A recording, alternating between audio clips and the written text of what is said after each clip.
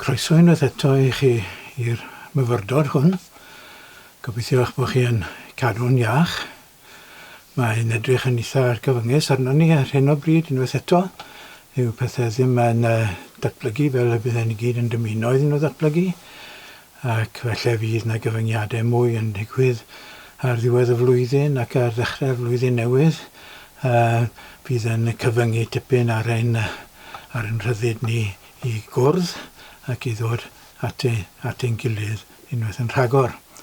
Mae'n bwysig yn bod ni yn dilyn y rheoliadau a'r cyfarwyddiadau sydd yn cael eu rhoi arweitha'r ffaith bod y bobl mewn awdurdod Lansiau Llundain ddim fel se bod nhw'n cymryd cyngor eu hunain a nhw'n credu bod nhw goruwch bethau mae bobl gyffredin fel ni yn gorfod I wneud. A mae ymlaen da fi am hynny, fel fi'n siŵr fod yn ymlaen da chithau am hynny hefyd. Ond anwybyddu I gweithredoedd nhw a dilyn yr hyn I ni yn credu sydd yn iawn i'w gyflawni. Bob bendydd hwn yn eich ymdrechion I wneud hynny.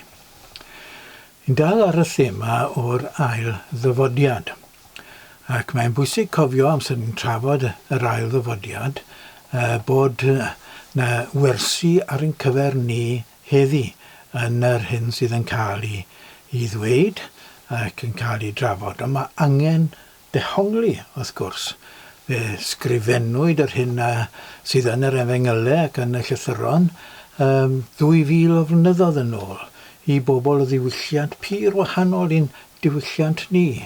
Ond nhw'n meddwl mewn ffordd gwahanol, nid bod nhw'n dwpach na dim byd fel ni, nid bod nhw'n fwy galluog, chwaith, ond wahanol y ffordd nhw, y patrymau meddyliol o'n nhw'n defnyddio. Ac yn y cyfnod hwnnw, oedd gwahanol fathau o lenyddiaeth yn bodoli, oedd yn gwneud pwyntiau, oedd yn cael eu cyflwyno mewn iaith trosiadol, yn fwriadol felly, ac yn gadael I bobl I weithio'r peth mas ac I ddod I ddealltwriaeth ac ati. Nawr, mae'n bwysig I ni gofio hynny ac mae'r darnau sydd yn cyfeirio at yr ail-ddyfodiad yn y Testament Newydd yn gwneud defnydd hileth iawn o'r Hen Testament fel y sylfon ni y tro diwetha. Mae'n bwysig cofio hynny ac mae delweddau sydd yn cael ei defnyddio yn y fan hon. Fi am ddarllen rhan o lythyr 4 yn awr ac mae'n bwysig cofio yn llythyr 4 bod delweddau yma yn cael ei defnyddio yn hileth iawn. Mae 4 yn gweud bod pobl hyd yn oed yn ei oes diwedd y ganrif gyntaf neu'n ail hanner y ganrif gyntaf hyd yn oed yn genhedlaeth neu ychydig yn rhagor wedi dyddiau Iesu ar y ddaear bod pobl yn gwatwar ac yn gwawdio ac yn gofyn ble mae'r ail-ddyfodiad yma te. I chi wedi bod yn sôn amdano fe achos oedd e'n ymddangos achos bod y Cristnogion cynnar, Paul yn ei plith nhw a Pedr yn disgwyl I Iesu ddod nôl ar fyrder. Ac wedyn ni'n dod i'r sylweddoliad mae nid yna oedd Iesu yn ei ddweud mewn gwirionedd ac mae rhaid aros. Gyfeillio'n annwyl, meddwl Pedr, mewn ymateb i'r bobl yma. Peidiwch ag angofio'r un peth hwn, fod un diwrnod yng ngolwg yr arglwydd fel 1000 o flynyddoedd, a 1000 o flynyddoedd fel un diwrnod. Dyfyniad mas o'r salm. Salm 90 sydd gyda ni yn y fan honno. Nid yw'r arglwydd yn oedi cyflawni a ddewid, fel y bydd rhai pobl yn deall oedi, bod yn amyneddgar wrth eich ymau. Am nad yw newydd llysio I neb gael ei ddinistrio, ond I bawb ddod I edifeirwch. Fe ddaw dydd yr arglwydd fel lleidr. Ar dydd hwnnw bydd y nefoedd yn diflannu a thrwst a'r elfennau yn ymddatod gan wres. Ar ddeiar a phopeth sydd ynddi yn peidio a bod. Gan fod yr holl bethau yma ar gael ei datod fel hyn, ystyriwch pa mor sanctaidd a diwiol y dylai eich ymarweddiad fod, a chithau'n disgwyl am ddydd Duw ac yn prysuro ei ddyfodiad. Y dydd pan ddatodir y nefoedd gan dan ac y toddir yr elfennau gan wres. Ond disgwyl yr ydym ni yn ôl i addewid ef, am nefoedd newydd a deiar newydd lle bydd cyfiawnder yn cartrefi. Nawr pan bod e'n gweud fan hyn a phopeth sydd yn ni yn peidio a bod am y ddeiar yma, hyn bydd yn digwydd ar y dydd hwnnw, mae'n bwysig i ni ddeall bod na fwy nag un cyfieithiad yn y fan hon, ac mae yn cael ei dinoethi yn gyfieithiad arall, ac mae hynny yn nes at yr ystyr yn hyb i. Yr hyn mae Pedr yn gweud, bydd popeth yn cael ei amlygu, bydd popeth yn dod i'r golwg, popeth yn bwyty, popeth sydd wedi digwydd ar y ddeiar yma ar hyd yr oesoedd yn cael ei amlygu. A popeth sydd yn digwydd i ni fel unigolion ac yn ein bywydau ni hefyd yn cael ei amlygu. Ac mae'r cyfan mae'n ymddangos os yma, hyn mae Pedr yn gweud, a gallu dehongli fe fel ni, bod y cyfan yn cael ei ddinistrio. Ond mae'n anodd deall bod y cyfan yn cael ei ddinistrio ac ar yr un pryd bod angen i ni fod yn sanctaidd a diwiol mwyn gallu goresgyn y dinistr hwn. Chi'n gweld, amser bod yr ysgrythurau yn y Testament Newydd yn sôn am y byd hwn, mae rhaid i ni gofio mae cyfeirio atyn nhw am y byd yn nhw'n gyfarwydd ag e. Y byd o Rhufeinig, y byd Iddewig, y byd hynny oedd o dan oruchwyliaeth pechod, ac sydd dal dan oruchwyliaeth pechod. Dyna'r byd hwn. Nid y blaned hon maen nhw'n sôn amdano. Ac mae hynny yn dod i'r amlwg wrth yn bod ni'n sylweddoli beth mae y tân yn ei gynrychioli i Paul er enghraifft. Mae Paul yn gweud ni lythyr cyntaf at y Corinthiad. A sôn am y dydd hwnnw, ac mae e'n gweud daw gwaith pob un i'r amlwg ar y dydd hwnnw. Dyna bwrpas y tân, oherwydd y dydd a'i dengys. Canis a thân y datguddir y dydd hwnnw, a bydd y tân yn profi ansawdd gwaith pob un. Tân sydd yn profi ansawdd yw'r tân hwn. Dyna fel mae Paul yn ei ddehongli fe, ac ar ôl profi'r ansawdd mae'n y barhad wedyn ni wrth gwrs. Os bydd y gwaith adeiladodd rhywun yn sylfaen yn aros ar ôl y tân, caiff dal. Dyna fel mae Paul yn dehongli fe. Yr un ddelwedd yn cael ei ddehongli mewn dwy ffordd gwahanol i gyfleu yr un peth, sef bod y digwyddiad hwn pan bydd teyrnas Dduw yn dod yn ei gyflawnder, y dydd hwnnw, dydd y farn, a'r traws newid sylfaenol yn digwydd, mae'r dydd hwnnw yn mynd i fod yn ddydd rhyfeddol, dydd o buro, dydd o ddileu yr hyn sydd yn ddrwg yn y gymdeithas ac yn y byd ac yn y diwylliant ac ati, a dydd sydd yn dwyn trefen Duw mewn i fodolaeth. A dydd hwnnw'n digwydd, a dyma un o wersi mawr, yr hyn mae'r ail-ddyfodiad yn ei bwysleisio, y dydd hwnnw'n digwydd oherwydd ein bod ni fel dynoliaeth yn moyn dda fe ddigwydd, yn rhan ohono fe, yn prysuro i ddyfodiad fel yma Pedr yn pwysleisio. Dyna'n gwaith ni, dyna'n cyfrifoldeb ni, yw paratoi ar gyfer y dydd hwnnw, a'r drefen honno, a dyfodiad teyrnas Dduw yn ei holl gyflawnder. A mae teyrnas Dduw yn ein plith ni nawr. Mae Iesu wedi addo hynny yn bod ni yn dod yn ddinasyddion o'r deyrnas honno yn nawr. Amser i ni'n derbyn Iesu, arglwyddiaeth Iesu, achos Iesu yw arglwydd y deyrnas honno. Ac os ni'n derbyn arglwyddiaeth Iesu, ni'n dod neu lodau o'r o'r deyrnas honno. A'n gwaith ni fel aelodau o'r deyrnas honno, dinasyddion y deyrnas honno, yw hyrwyddo gwerthoedd y deyrnas honno a prysuro y dyfodiad Iesu. Dyna a defnyddio delweddau eto. Cofiwch mai dyna i'n gwneud yn y fan hon. Yn cyfleu rhywbeth sydd yn mor sylfaenol, mae'n amhosib i ni i gyfleu ond mewn iaith meidrolion wrth gwrs, a syniadaeth meidrolion, a delweddau meidrolion, a dyna sydd yn cael ei wneud yn y Testament Newydd, a dyna mae rhaid i ni i wneud, ond i'w dehongli nhw mewn modd y gallwn ni i'w deall nhw. Felly mae Duw yn galw arnom ni i gydweithredu ag i gydweithredu a Iesu, drwy ddod yn ddisgyblion i Iesu, mwyn paratoi'r byd ar gyfer y dydd hwnnw. Prysuro i ddyfodiad.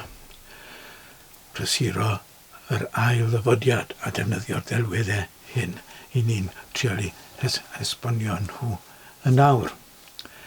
Chi'n gweld, mae'r delweddau yma yn gweud rhywbethau mawr wrtho ni. Mae'n dweud wrtho ni bod y byd yma mewn mes, a mae eisiau ni i sylweddoli hynny. Mae angen edifeirwch, mae angen newid meddwl, achos mae ffordd y byd yma o feddwl yn arwen i mewn i'r mes yma. Y ffordd sydd yn pwysleisio hunanoldeb, y ffordd sydd yn pwysleisio pleser, rhoi blaenoriaeth iddo, fel mae Tom Wright yn gweud yn ei lyfr am bwyty eschatoleg, yr hyn yw crefydd yr oes yw epicwriaeth. A grefydd honno yn rhoi'r holl bwyslais ar bleser. A dyna bwrpas bywyd yw i bobl i fwynhau bywyd. Mae mwynhau bywyd yn bwysig wrth gwrs i fod ond nid yna ei bwrpas pwrpas bywyd fel mae Iesu'n pwysleisio i geisio teyrnas Dduw a'i gyfiawnder ef. A'r holl bethau hyn a rhoi'r ychwaneg i chi. Dyna bwyslais Iesu. A dyna beth yma y dysgeidiaeth am ddir y farn yn ei bwysleisio. Ni wedi gwneud mes. Mae angen help arno ni ddod mas o'r mes yma. Mae angen gwaredwr arno ni. Mae angen iachawdwr ni achos mae'r byd yn dost. Mae angen rhywun i ddwy'n iechyd i ni. Mae angen achubydd arno ni achos mae'r byd yma yn boddi. Mae'r byd yma yn dinistrio'i hunan. A mae angen i ni gael yn tynnu mas o'r cyflwr hwnnw. Ac mae Iesu wedi dod i ganol yn sefyllfa ni mwyn gwneud hynny. Felly mae yna alwad arno ni i fod yn rhan o'r broses yma. Trwy gweithio, fel mae Iesu'n dweithio ni wneud, gweithio dialedd dy deyrnas, gwneler dy wyllus, fel yn y nef, felly ar y ddeiar hefyd. Mae Iesu moyn i ni weddïo bod y ddeiar yma yn dod yn rhan o'r deyrnas. A trwy weithredu, cydweithredu â Duw, gweithio dros Iesu, cyflwyno meddylfryd Iesu, cyflwyno gwerthoedd Iesu, cyflwyno gwerthoedd heddwch, cyfiawnder. Fel mae Paul yn gweud y deyrnas yw heddwch, cyfiawnder a llawenydd yn yr ysbryd. Dyna yw'r deyrnas, meddwl Paul, ac rheina yw'r pethau mae rhaid i ni hyrwyddo. Mae rhaid i ni i bwyso ar bobl i edifarhau a'i derbyn nhw fel i gwerthoedd nhw. Dyna waith yr eglwys. Dyna gwaith ni fel unigolion. Dyna ystyr a phwrpas bywyd i ni fel unigolion. Dyna pam i ni yma mwyn cydweithio a Duw. Mae'r pwyslais arall yn dweud ein bod ni'n atebol. Atebolrwydd. A mae hyn yn rhywbeth, wrth gwrs, Mae twf mewn anffyddiaeth a chefnir yr eglwys yn bwrw'r neilltu, ynddo fe? Achos mae pobl yn gyffredinol yn meddwl, nhw'n atebol i neb, ond i nhw eu hunain. Ac yn ei gweld hynny yn y modd yma, pobl sydd â cyfoeth ac sydd mewn grym yn gweithredu. Dyn nhw'n meddwl bod nhw'n atebol i unrhyw un. Ond maen nhw'n atebol i Dduw, p'un nhw'n licio ni yn y byd o, p'un nhw'n credu ni yn y byd o. Dyna yw'r dysgeidiaeth Cristnogol ni gyd yn gorfod ateb gerbrandiw ar y dydd hwnnw, ar y dydd pan fydd y newid mawr yn digwydd. Mae'n cael ei adnabod fel dydd y farn hefyd, wrth gwrs. Felly, mae hynny yn sobri ni wrth ein bod ni'n meddwl am yr hyn i ni wedi gwneud yn ystod ein bywydau, yr hyn i ni wedi gyflawni. Mae angen i ni i weddio am baddeuant, i geisio am addeuant Duw, a ceisio am addeuant yn hunain hefyd, wrth gwrs. Mae hynny yn bwysig iawn, ac mae'n seicolegol bwysig. Mae ddeuant yn rhywbeth sydd yn newid personoliaeth, yn newid person, y syniad o i'n gwybod bod fi'n cael y maddau. Odi, mae atebolrwydd yn bwysig iawn i ni gyd yn gorfod ateb am beth sydd wedi digwydd, beth ni wedi wneud fel aelodau o'r ddynoliaeth. Oedden ni wedi caniatáu i'r hyn sydd yn digwydd i ddigwydd, oedden ni wedi caniatáu anghyfiawnder i ddigwydd yn ddiwrthwynebiad, oedden ni wedi caniatáu rhai byddeuar yma, oedden ni wedi bod yn rhan ohono fe. Mae angen i ni i ystyried, achos ni'n mynd i fod yn atebol i'r arglwydd am y cyfan i ni wedi i'w wneud. Ond yr hyn sydd yn bwysig, fel ni'n sôn am y faddeuant, yw gwybod mae'r ail-ddyfodiad yn pwysleisio mae Iesu sydd yn dod nôl. Iesu sydd yn barnu. Ie, yr Iesu hwnnw a aned yn Methlehem. Yr Iesu hwnnw a groeshoeliwyd ar Galfaria. Yr Iesu hynny a atgyfodwyd fore'r trydydd dydd. Yr Iesu hwnnw a aeth o amgylch yn sôn am gariad Duw, yn helpu pobl, yn rhoi pwyslais ar iachau pobl, yn pwyslais ar wella pobl. Yr Iesu hwnnw yw'r barnwr. Y dyn cyffredin na o Nazareth yw'r barnwr. Fe yw'r un i ni'n atebol iddo, ac i ni'n gwybod, ac mae hyn yn gysur mawr i fi'n bersonol, ac yn siŵr bod e'n gysur i bob un ohonoch chi, i wybod mae Iesu hwnnw sydd yn gariad. Y Iesu hwnnw sydd yn moyn maddau yw'r un i ni'n atebol iddo. Dyna gysur. Dyna help i allu wynebu bywyd. Ie, gwerthoedd Iesu yw gwerthoedd trefen Duw. Y gwerthoedd sy'n rhoi pwyslais ar heddwch, ar ymddygiad di-drais. Y gwerthoedd sydd yn rhoi pwyslais ar gyfiawnder. Y gwerthoedd sydd yn rhoi pwyslais ar iachau a maddau. Fe i ni'n atebol iddo. A dyna gysur mwyaf yr athrawiaeth hon am bwyty'r ail-ddyfodiad. Yw'r sicrwydd o hynny. Os mae angen ni sylweddoli hynny. Ac mae angen ni sylweddoli mae gwerthoedd Iesu yw gwerthoedd trefen newydd Duw.